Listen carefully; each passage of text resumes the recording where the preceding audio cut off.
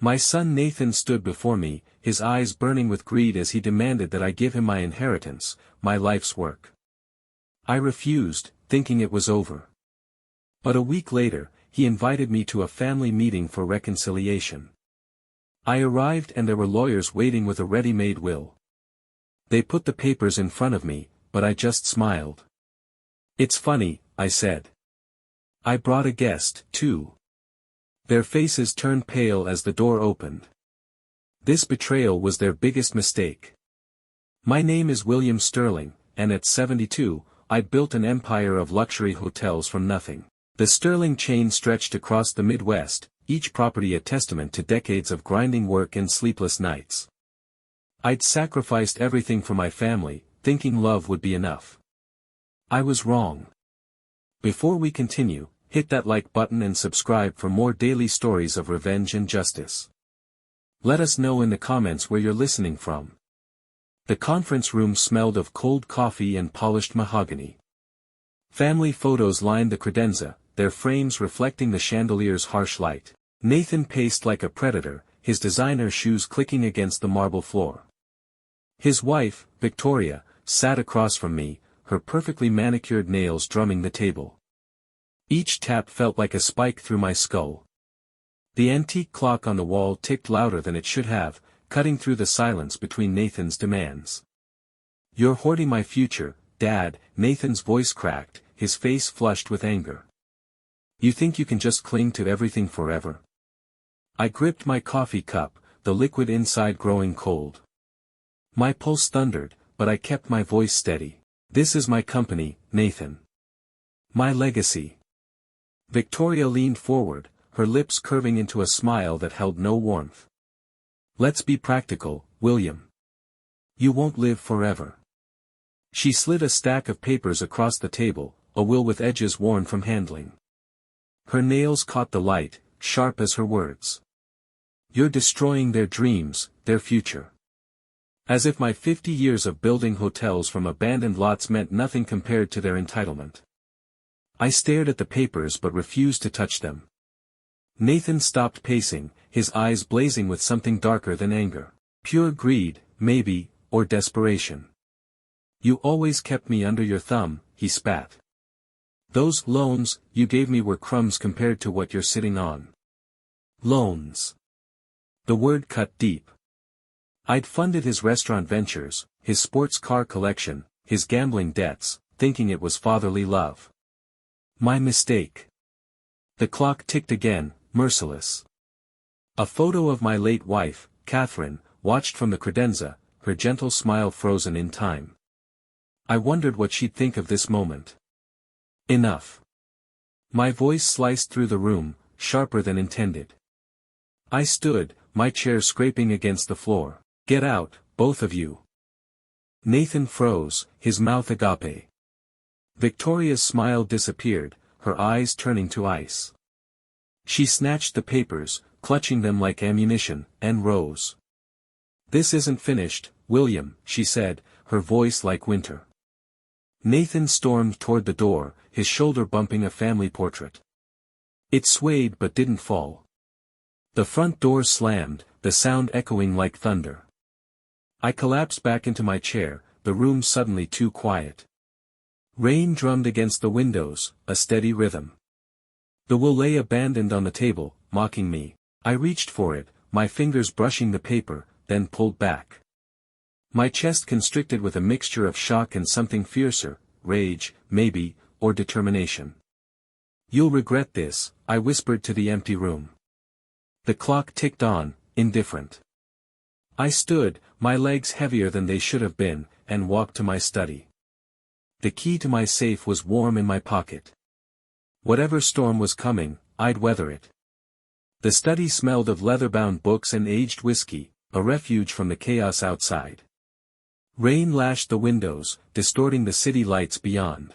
I sat at my mahogany desk, the lamp casting a pale circle over scattered documents and photographs. The mantel clock ticked, its rhythm pulling me into memories I'd tried to bury. My fingers shook as I opened the safe, revealing a stack of letters bound with a blue ribbon. Catherine's correspondence from our early years. Her elegant handwriting seemed to dance in the lamplight. I untied the ribbon, my throat constricting. One letter, dated 15 years ago, caught my attention. "You're always so protective, William," she'd written. "But don't forget to protect yourself too." I held the paper carefully, guilt twisting in my stomach. I'd lived for her, for Nathan, for everyone except myself. Now look where kindness had led me. My thoughts drifted to Nathan's first hotel job, a manager position I'd arranged at our flagship property. He'd been so proud then, calling me his mentor. I'd glowed with paternal pride, believing it was the foundation of something beautiful. Later, I'd bankrolled his ventures, each one failing more spectacularly than the last. I told myself it was investment in his future. Catherine had cautioned me from her hospital bed near the end. "He needs to earn his own way, William." I hadn't listened. Not then. The clock ticked louder, anchoring me to the present. I set the letter aside and dug deeper into the safe. A contract emerged, its corners yellowed with age. A loan I'd given Nathan 4 years ago. $200,000. No repayment plan. My jaw clenched. He'd called it a partnership, but it was charity he'd squandered. The numbers stared back at me, documenting my naivety. I leaned back, the leather chair creaking. The study felt oppressive now, the walls pressing inward. Catherine's portrait sat on the desk, her eyes gentle but knowing. I traced the frame with my finger. She died holding my hand, her final breath carrying words about protecting our family's honor. I'd failed her in that too. Enough self-pity. I grabbed my phone and called Marcus, an old friend who'd guided me through darker times. It rang once before his gravelly voice answered. "William, what's wrong?" "I need your perspective on something," I said, my voice stronger than I felt. "It's urgent." "Name the place and time." "That steakhouse on Monroe. Tomorrow at noon." "I'll be there." He paused. "You sure you're handling this right?" I didn't respond, just ended the call. Catherine's letter lay open, her words a gentle reproach. I folded it carefully and slipped it into my jacket pocket. The rain continued its assault, but my resolve was hardening. I stood, my shadow stretching across the bookshelves, and left the study. By the time I reached the garage, my coat was buttoned tight, the letter warm against my chest. The Mercedes started with a purr, and I drove into the storm, the road ahead as uncertain as my strategy. Rain hammered the streets of downtown Chicago, transforming gutters into rushing streams. I parked outside Romano's Steakhouse, the red neon sign flickering through the deluge. My fingers found Catherine's letter in my pocket, her words anchoring my determination. The restaurant's door opened with a brass bell's chime, releasing the aroma of seared beef and roasted garlic. Marcus sat at our usual corner table, his silver hair catching the amber light. He raised his hand, but his smile faded when he saw my expression. "Rough week?" he asked, sliding a steaming mug toward me. "Rough decade," I replied, settling into the leather booth. The letter pressed against my ribs, a reminder of what I'd lost and what I still had to protect. "Nathan and Victoria paid me a visit yesterday. They want everything immediately." Marcus's eyes hardened. "Those two have some nerve. What's your move?" "I told them to leave." I tasted the coffee, bitter and strong. "But they're planning something. I can sense it." The restaurant hummed around us. Silverware clinked against china. Conversations murmured. Rain drummed against the windows. I noticed a man in a black wool coat sitting at the bar, his cap pulled low, his gaze occasionally drifting our way before snapping back to his untouched drink. I dismissed the paranoia, focusing on Marcus. He leaned closer, lowering his voice. "They might challenge your mental competency," he said. "Nathan's reckless, but Victoria has a sharp mind. She's dangerous." I nodded, tension building in my shoulders. "That's why I need to act quickly. Secure everything before they can strike." "Protect the assets first," Marcus advised. Get an attorney. Someone who'll bury them in legal obstacles. I pulled out my phone, making notes. Secure accounts. Update will. Lock down properties. My fingers moved rapidly, each entry a step toward control. The door chimed again. Another patron entering, shaking rain from their umbrella. My eyes flicked to the man in the cap. His glass remained full, untouched. You're not just defending money, Marcus said, his tone gentler. They underestimated your strength, William. Show them their mistake. I met his gaze, feeling fire kindle in my chest. I intend to. I dialed my attorney's office, keeping my voice low. This is William Sterling. I need an emergency appointment tomorrow. The receptionist promised a callback within the hour. I hung up, my pulse finally stabilizing. Marcus clapped my shoulder. That's the William the first remember. I managed a slight smile, but my attention returned to the bar. The man in the cap had vanished, leaving only an empty glass. Unease crept up my spine. I stood, dropping bills on the table. I'll contact you soon, I told Marcus, already moving toward the exit. Outside, the rain was relentless, soaking through my coat. I scanned the street, my breathing shallow. A figure shifted in the alley across the street, too quick to identify clearly. My car keys dug into my palm as I unlocked the door and climbed inside. You have no idea who you're dealing with, I muttered, the words swallowed by the engine's roar. The road stretched ahead, slick and treacherous, but I was prepared for whatever awaited me. The rain had finally ceased, leaving Chicago's streets gleaming under the afternoon sun.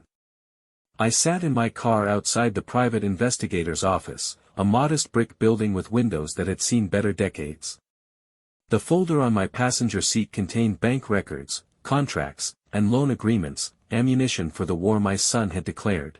The shadow from yesterday's alley still haunted my thoughts, an itch I couldn't scratch. I pushed through the glass door, a bell announcing my arrival. The interior reeked of cigarettes and damp paper. Frank Torres sat behind a cluttered desk, his tie loosened, a coffee mug precariously balanced on manila folders. He looked up, his dark eyes alert despite the fatigue etched around them. Sterling, you're punctual. Couldn't rest, I said, settling into a squeaky chair. The folder landed on his desk with authority.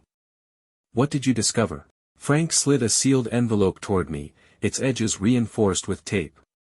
Your son's drowning. 80,000 in gambling debts, credit cards maxed out. Some cryptocurrency scheme went belly up last month. He leaned back, his expression grim. Victoria's cleaner on paper, but not in practice. She's obsessed with maintaining their social status. Hemorrhaging money on designer clothes and charity galas. I ripped open the envelope, my heart accelerating. Bank statements, receipts, a photograph of Nathan sporting a Rolex he couldn't afford. Then a photocopied note in Victoria's precise handwriting, discovered among Nathan's discarded belongings. William hoards his wealth like a dying man clutches air. He won't last forever. We'll claim what belongs to us. My stomach lurched, but a cold smile tugged at my lips. She actually wrote this? Found it in storage unit Nathan abandoned when he couldn't pay rent, Frank said. Careless. Both of them. I studied the words, Victoria's malice bleeding through the ink. The office's fluorescent bulb hummed overhead, casting harsh shadows across the desk. The wall clock ticked, each second marking another moment of their betrayal. I'd built my empire for them. Sacrificed weekends, vacations, relationships, and this was their gratitude. My fingers crumpled the letter's edge. Anything else? Frank shrugged. Nathan's desperate. Victoria's pride is her weakness. Use that. He tapped the envelope. You've got enough ammunition to destroy them. I nodded, sliding the papers into my folder. The weight grounded me, each document a brick in the fortress I was constructing. Keep investigating, I said, standing. I want everything. Back home, the house felt cavernous, the study's darkness swallowing the fading daylight. I spread the papers across my desk, the clock ticking louder now, like a heartbeat. Victoria's letter lay open, her words a challenge I'd gladly accept. I grabbed a pen, scribbling notes. Nathan's gambling addiction. Victoria's social climbing. My mind raced, forming strategies, though their exact shape remained unclear. The documents were my first weapon, sharpened and ready. I leaned back, the chair protesting. Catherine's photograph watched from the desktop, her eyes compassionate but unwavering. I'd been weak too long, blinded by love for a son who'd trade me for money. No more. I picked up my phone, typing a message to Marcus. The game begins. My thumb hesitated over send, then pressed down. A floorboard creaked downstairs, distinct against the rain's steady drumming. My heart jumped. The front door was locked, I'd checked twice. I stood, folder in hand, and crept toward the hallway.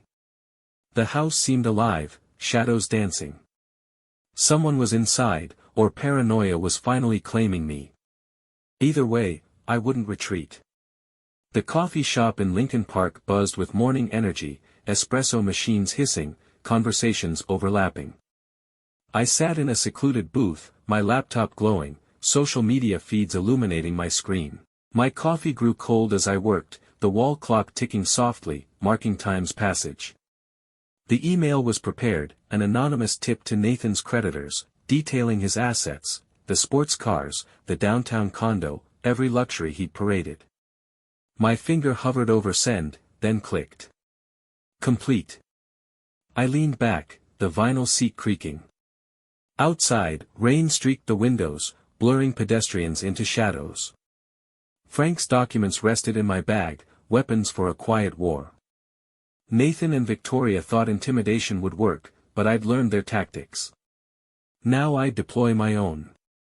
An hour later, I parked across from their house, the street lined with manicured lawns and false prosperity. Their home was all pristine columns and manufactured charm, the landscaping expensive but poorly maintained. I kept the engine off, my breath fogging the windshield. My phone buzzed, Marcus checking in. I ignored it, watching their front door.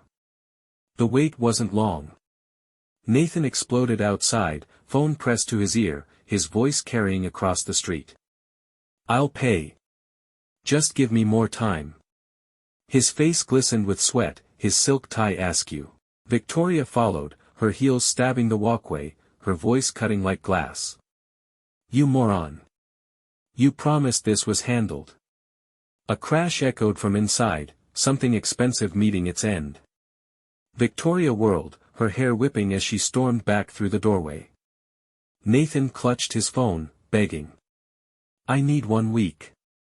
That's everything. The door slammed, the sound like thunder in their perfect neighborhood. I smiled genuinely for the first time in days. This was only the beginning. I jotted notes in my leather journal. Nathan panicking. Victoria fracturing. Their partnership was built on lies, and I drive the wedge deeper. My watch ticked steadily, grounding me. Catherine used to say, time reveals character. She was absolutely right. I started the Mercedes, the engine's purr blending with the rain, and drove back to Lincoln Park. At home, the mailbox overflowed with bills, advertisements, and one crisp envelope with sharp edges. I tore it open, the paper cool against my skin. A handwritten note from Nathan, formal yet desperate, family meeting. Let's make peace.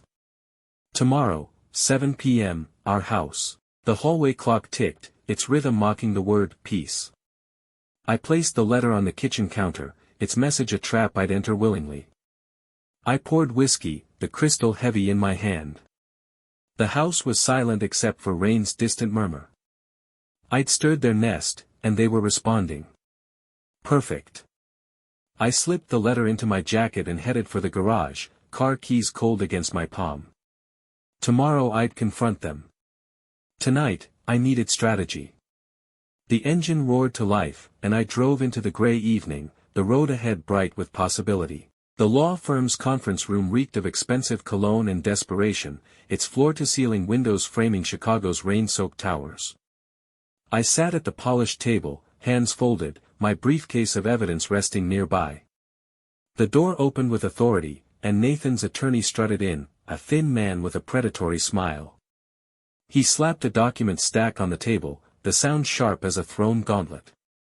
"Mr. Sterling," he began, his voice slick. "Your son has legitimate concerns about your mental capacity to manage your estate." He leaned forward, eyes gleaming. "Age brings challenges. Mistakes become frequent." I clenched my jaw, fingers pressing into my briefcase. The wall clock ticked, each second testing my restraint. "My mind's sharper than your client's financial judgment," I replied evenly. The lawyer's smirk wavered, but he continued his rehearsed attack, spouting accusations, mismanagement, neglect, incompetence, all fabrications designed to steal my life's work. The door opened again, and a woman entered with purpose, her heels clicking decisively. Rebecca Martinez, my attorney, moved like controlled lightning. Her steel-gray hair was pulled back severely, her eyes cold as she set down her briefcase. "Gentlemen," she said, her voice arctic, "your allegations are as substantial as tissue paper." She slid a document across the table, her diamond watch catching the light. Nathan's lawyer scoffed, but Rebecca didn't blink. "You claim mismanagement, yet Mr. Sterling's books are flawless. Care to explain this?" She tapped a financial report, her nail clicking sharply. "Or shall we discuss your client's debts instead?" I exhaled, tension releasing from my shoulders. The lawyer stammered, shuffling through his notes, his confidence evaporating. Rebecca leaned back, her smile subtle but deadly. The clock continued ticking, following her tempo, not his. After the meeting, we lingered in the marble hallway, the city's sounds muted. "They're drowning," Rebecca said, her tone lighter but edged with satisfaction. "I've faced tougher opponents, William. We'll demolish them." I chuckled, the sound surprising me. "You're enjoying this somewhat." She grinned, fire dancing in her eyes. "Justice has a satisfying rhythm." We walked to her office, a compact space lined with law books and framed credentials. She pulled a file, her fingers quick and precise. "Their case is weak, but they're not finished." Nathan's impulsive. Victoria's calculating. "Stay vigilant." I nodded, the briefcase heavy in my hands. "I'm prepared." She paused, her pen hovering over a document. "Wait, look at this." She circled a line, her brow furrowing, then glanced up, excitement flickering in her eyes. "This changes everything." "What is it?" I leaned forward, my pulse accelerating. She slid the document toward me, lowering her voice. "A legal loophole. Trust me, William, they'll never see this coming." I took the file, feeling its promise. The rain had stopped, sunlight breaking through the clouds. I left the firm, the city pulsing around me, and slipped into my car. The engine hummed, the road beckoning. Whatever Rebecca had discovered, it was my next move, and I was ready to execute it. Rain drummed against my Lincoln Park home's roof, a steady pulse matching the grandfather clock's rhythm in the foyer. I stood in the living room, the air thick with dampness and old regrets. Family photographs covered the mantel, Catherine's image a silent witness. The doorbell chimed, sharp and unwelcome. I straightened my shirt, controlled my breathing, and opened the door.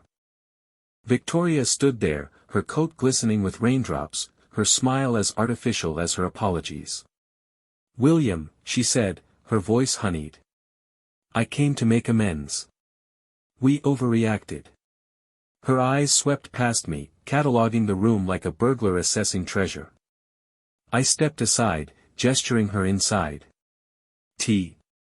I asked, my tone neutral. My heart raced, but I maintained composure. She followed, her heels clicking on the hardwood, each step a calculated note in her performance. I filled the kettle, the burner's hiss filling the silence. The clock ticked relentlessly. Victoria settled into the sofa, crossing her legs, her purse positioned like armor. "We didn't mean harm," she said, leaning forward. Nathan stressed. "You understand how he gets." Her fingers touched her hair, a practiced gesture. But her eyes, cold, calculating, revealed her true nature. I'd seen that expression before, in boardrooms, during hostile takeovers. Stressed, I repeated, setting a cup before her. My hand brushed a document on the coffee table, a charity transfer I'd signed that morning with Rebecca's guidance. Victoria's gaze darted to it, her lips tightening almost imperceptibly. "Got you," I thought.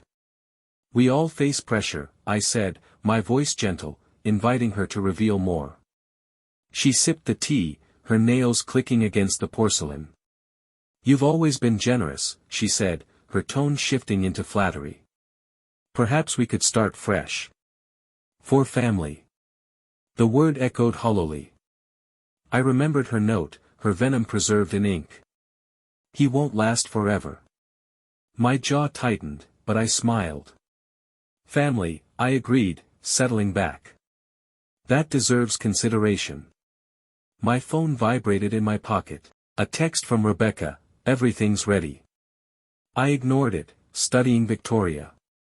She continued her rehearsed speech, reminiscing about Nathan's wedding, her voice a calculated lullaby. But she made an error, referring to my estate as our inheritance. Her eyes widened, recognizing the slip, but I let it pass, my smile unchanging. I stood, collecting the cups. "Let me walk you out," I offered. She hesitated, then followed, her purse gripped tightly. At the door, she paused, glancing back at the document on the table. "Consider what I said," she pressed, her voice too sweet. I nodded, closing the door behind her. Through the window, I watched her linger by her car, phone pressed to her ear, her whispers urgent against the rain. She thought shadows concealed her, but the glass revealed everything. My chest tightened with a mixture of anger, triumph, and caution. I pulled out my phone and called Rebecca. She took the bait, I said quietly.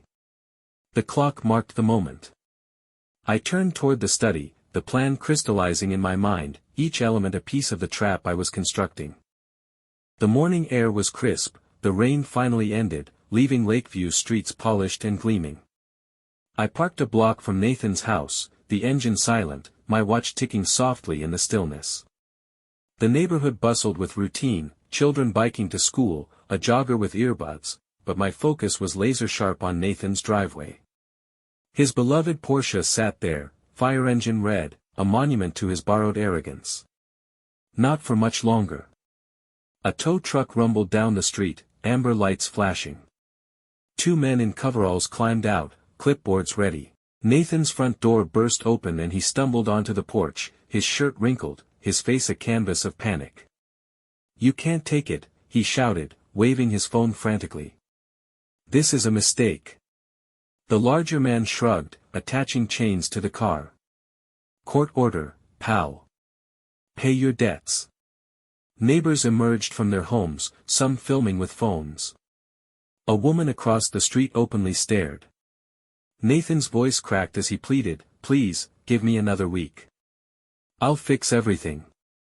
The door slammed, and Victoria stormed out, her face contorted with rage. "You're pathetic," she hissed, her voice carrying down the block.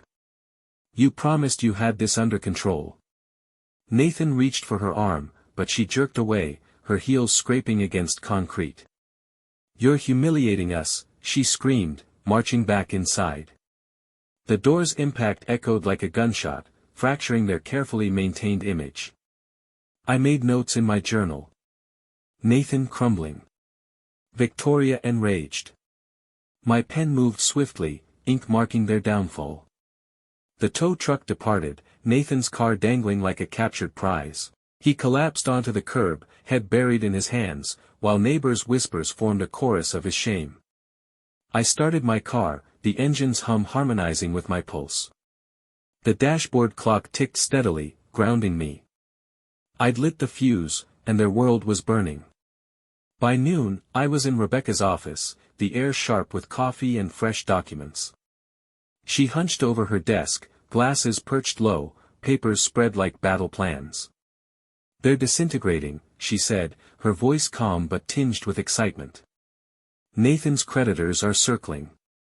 Victoria's losing her composure." I nodded, tracing a file's edge. "Witnessed it myself. He's broken. She's worse." The memory of Nathan's collapse, Victoria's fury, warmed me like aged whiskey. But I remained focused. "What's our next move?" Rebecca slid a page toward me, her bracelet catching the light. "We increase pressure. Tomorrow's meeting will be their final gambit. We'll be ready." Her smile was razor-sharp, and I trusted its edge completely. We reviewed our strategy, her pen marking crucial points, each notation a step toward justice. I left her office with the city alive around me and dialed a specific number. "It's time," I said when the call connected. "Be prepared." The voice on the other end was steady, professional. "Understood." I hung up, the folder heavy with purpose. The car door shut with finality, and I drove toward home, tomorrow's confrontation looming like an approaching storm. The downtown cafe hummed with the morning rush, coffee cups clinking, business deals murmuring over croissants. I sat by the window, my tablet glowing with social media feeds, each post a surgical strike at Victoria's carefully constructed reputation. Victoria Sterling caught lying about charity donations, one read, complete with leaked email screenshots. Frank's discovery, amplified by Rebecca's media contacts. Comments flooded in, harsh and unforgiving. I sipped my espresso, its bitterness matching the satisfaction in my chest perfectly. The wall clock ticked steadily, counting down Victoria's social destruction. I scrolled deliberately, my thumb controlled. Another post appeared. Is Victoria Sterling's lifestyle funded by fraud? The evidence was circumstantial but damaging enough to pierce her pride, her obsession with status. I imagined her now, in their pristine house, watching her reputation crumble in real time. My watch ticked quietly, echoing my control over the situation. Across town, Victoria sat in her living room, curtains drawn, fashion magazines scattered like fallen soldiers. Her phone glowed accusingly, the screen flooded with notifications. She scrolled frantically, her fingers trembling, mascara streaking down her cheeks. "How did they discover this?" she whispered, her voice breaking. She hurled the phone at the cushions, its impact muffled by expensive fabric. Nathan slouched in his chair, eyes vacant. "Fix it," she snapped. "Do something useful for once." He didn't respond, his voice flat when he finally spoke. "What's the point? You're the one who pushed this war." Victoria's face twisted with rage, her nails digging crescents into her palms. "This is your fault," she screamed, rushing to the window. She grabbed her phone, dialing her attorney, her voice low and venomous. "Find out who's behind this. Now." I didn't need surveillance to know the chaos. The posts told the story, each one a pebble triggering an avalanche. I closed the tablet, the cafe's warmth contrasting with the cold satisfaction in my chest. My phone rang. Rebecca's number. "She's in freefall," she said when I answered. The leak worked perfectly. "She's more vulnerable than we anticipated." "Excellent," I said, my voice steady. "What's our next step?" "Maintain pressure," Rebecca replied. "Tomorrow's meeting is crucial. She'll attack desperately, but we're prepared." Her confidence was my anchor. We ended the call, and I leaned back, coffee cooling in my hand. The clock ticked, its rhythm promising what was coming. The cafe door chimed as a courier entered, carrying a slim folder. "William Sterling?" he asked. I nodded, accepting the delivery. The paper was crisp, the contents substantial, documents for tomorrow's meeting, prepared by Rebecca's team. Each page was ammunition. I opened the folder, scanning the first line, a slow smile spreading. The cafe's noise faded, the world narrowing to the strategy in my hands. I stood, folder secured under my arm, and pushed through the door, the city's pulse matching mine as I walked to my car. The conference room in downtown Chicago gleamed with polished marble and crystal, its air sharp with the scent of leather and ambition. I entered with my folder of documents, a comfortable weight under my arm. The wall clock ticked, each second a drumbeat of anticipation. Nathan and Victoria sat across the mahogany table, flanked by their legal team, their faces mixing arrogance with strain. Papers lay spread before them, a new will, its edges pristine, awaiting my signature. I took my seat, pulse steady, smile controlled. "Mr. Sterling," the lead attorney began, his voice smooth as silk. "This document secures your family's future. Sign here and we can conclude this unpleasant business." He slid the will toward me, his gold pen glinting like a weapon. Victoria's eyes locked with mine, her lips pressed thin, while Nathan fidgeted, his fingers tapping nervously.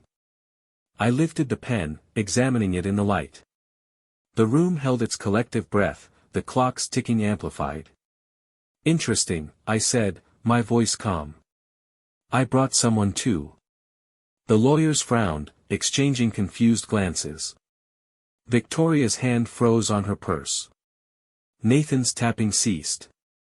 The door opened with authority, and a man in a charcoal suit entered, his briefcase substantial, his expression granite. "Agent Robert Hayes, Federal Bureau of Investigation," he announced, his voice cutting the air.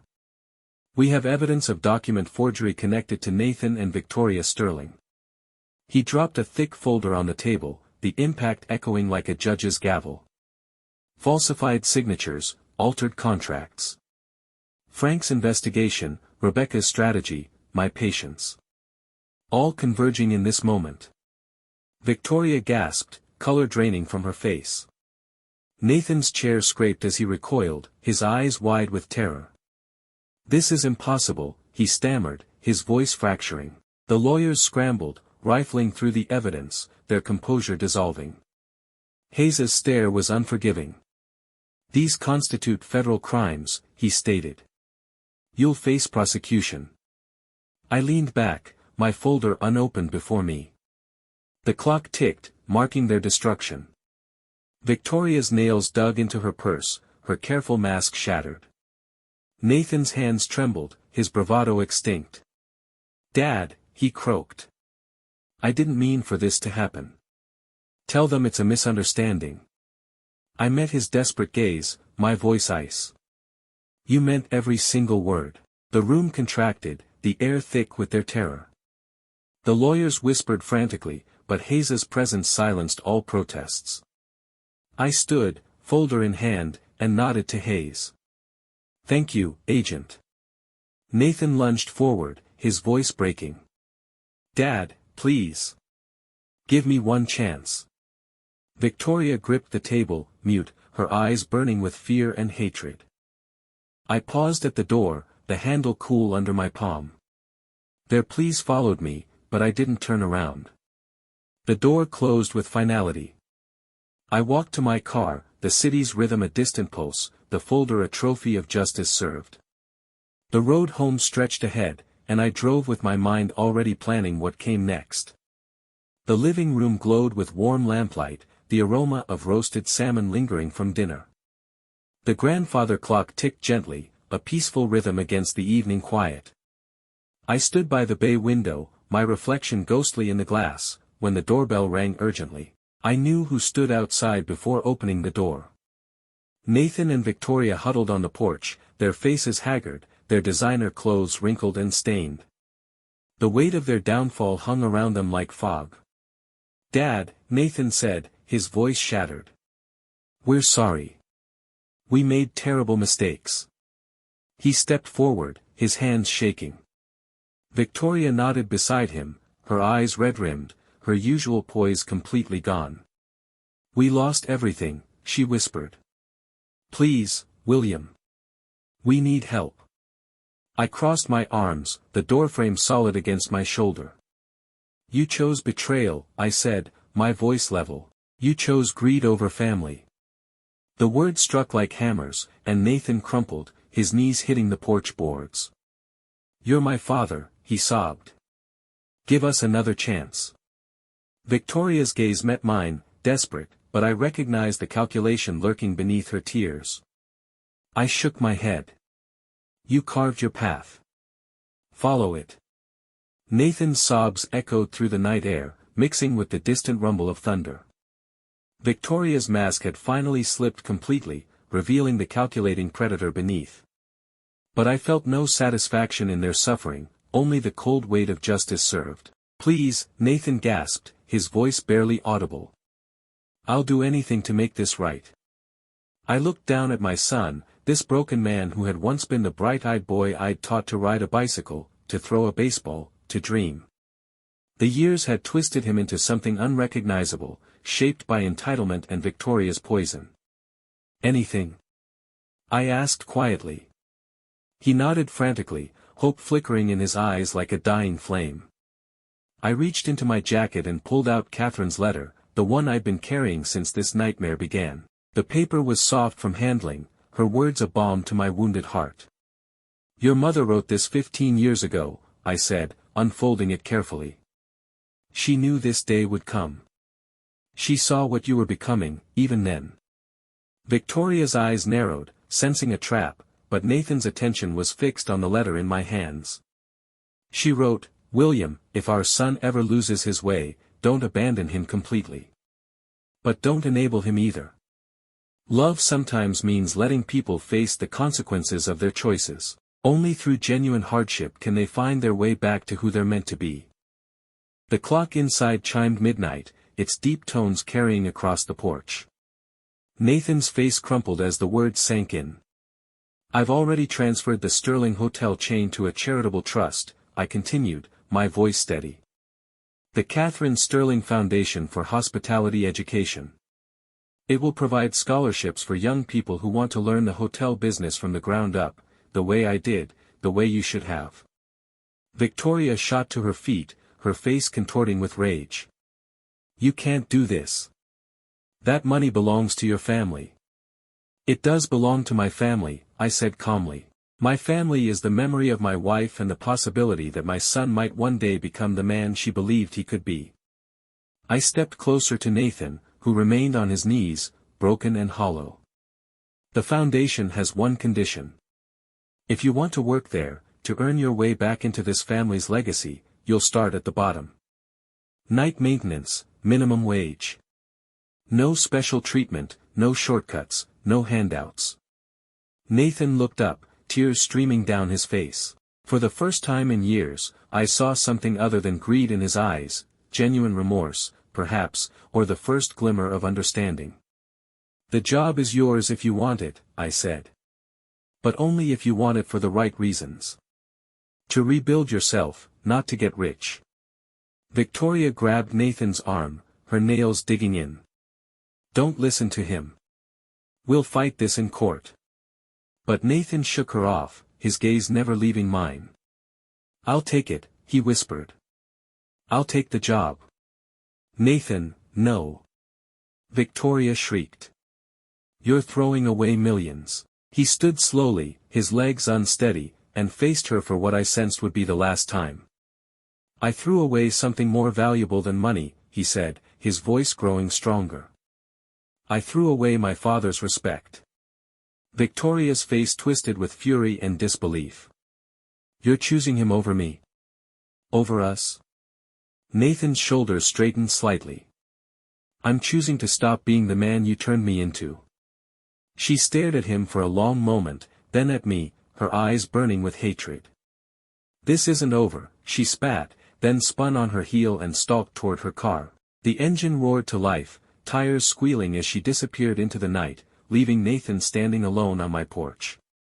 We watched her taillights fade, the silence stretching between us like the years we'd lost. I don't expect forgiveness, Nathan said finally. I don't deserve it. I studied his face, seeing glimpses of the boy I'd raised before Victoria's influence had corrupted him. Forgiveness isn't something you ask for, I said. It's something you earn through your actions. The grandfather clock chimed the quarter hour, its tone softer now, almost hopeful. The job starts Monday, I continued. 6 a.m. Mr. Patterson will be your supervisor, He's been with the company for 30 years. He won't know who you are unless you tell him, and I suggest you don't. Nathan nodded, wiping his face with his sleeve. What about the house? Our debts. Those are your problems to solve, I said firmly. But solve them honestly this time. He turned to leave, then stopped. Dad? Do you think Mom would be proud of what you did tonight? I touched Catherine's letter in my pocket, feeling her presence like a warm hand on my shoulder. I think she'd be proud that her son finally asked the right question. Nathan walked down the steps, his shoulders bent but his stride purposeful. I watched him disappear into the darkness, then closed the door and locked it. The house felt different now, lighter somehow, as if a weight I'd carried for years had finally been lifted. I walked to my study and sat at the desk where this all began, Catherine's portrait smiling down at me. I pulled out my phone and called Rebecca. It's done, I said when she answered. How do you feel? She asked. I considered the question, watching the rain begin again outside my window, gentle this time, washing the streets clean. Like I finally honored my wife's memory, I said. And maybe, just maybe, saved my son. The clock ticked on, marking time toward whatever came next, but for the first time in years, I wasn't afraid of the future. I'd protected what mattered most, not money or property, but the possibility of redemption. Outside, the city slept, unaware that in one small corner of it, a family had begun the long journey back to what they were meant to be. I opened my desk drawer and pulled out a fresh sheet of paper. There was a letter I needed to write, to Nathan, to be given to him on his first day of work. Words of encouragement, of possibility, of the long road ahead. The pen felt good in my hand as I began to write. The inheritance trap had been sprung, but perhaps, in the end, what it caught wasn't prey, but hope. The clock ticked midnight, and a new day began.